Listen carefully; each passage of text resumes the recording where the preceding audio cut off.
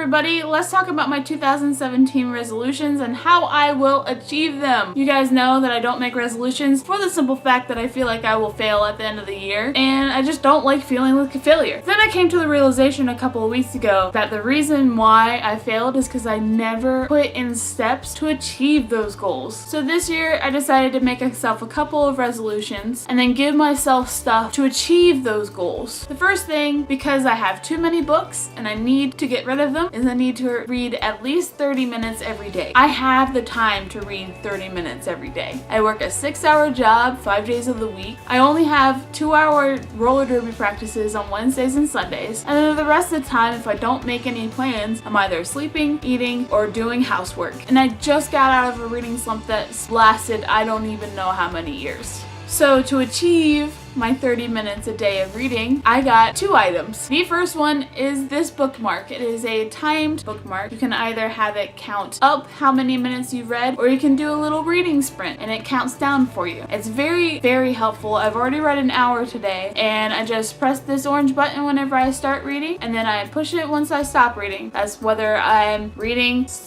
in the potty, or if I'm reading right before bed, or I just decide to pick up my book in the middle of the day. It helps a lot. And then at the end of the day, I take this little journal, I write down how long I've read and how many pages I've read. And it's just a really, really easy way of keeping track of what I've read. Basically, that's what it is. And the idea of getting rid of books for me is just, it relieves so much pressure because I keep looking at these books that I have, especially since there's a lot of books in this house that are in boxes still because there's nowhere to put them. And a good majority of the books that I have, I probably won't keep, and I probably will never read ever again in my life. So instead of keeping them around, once I'm done reading them, I'll create like a stack and take them to Second & Charles and trade it in for store credit so I can get other books. And then whatever Second & Charles doesn't take, I'm going to donate them to the little free library organization because there's a lot of them in my area. The second thing I have on my list is get fit. I'm not wanting to lose weight, though I know getting fit I will lose weight, but the weight, at least the number, does not interest me one bit. And I know the way that I'm living right now is not healthy, but I want to take small steps to get to where I want to be.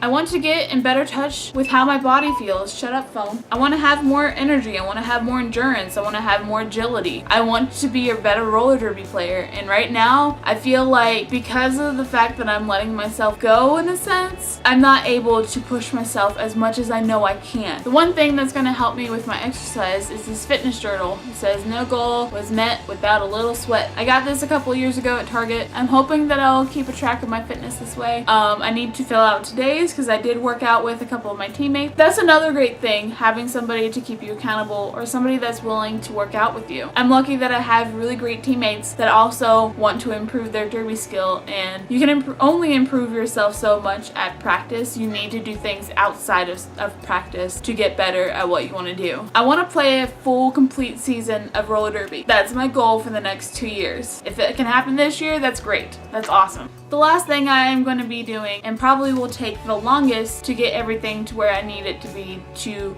become 100% this thing. So I want to work on becoming more cruelty-free with my products that I buy. I know this will take time because I have a lot of products, a lot of makeup products especially, that I need to get rid of. I'm not going to waste anything. I'm going to use up all the product, but once I use them, I'm tossing them and never looking back. I've realized looking at all the products that I have that are not cruelty-free, and with the fact that I consider myself an animal person and using these products, it does not go hand in hand, and it just makes me feel awful that it's taken me this long to decide to become cruelty free. I have 2 guides to help me with this journey. One of them is Logical Harmony. It is a great resource for makeup and skincare, and I think household products as well, to find cruelty free products. It also shows you brands you need to avoid, brands that haven't really given her a clear answer on if they're cruelty free or not. It also tells you on the list if they're 100% vegan or not, which for some people is really, really great.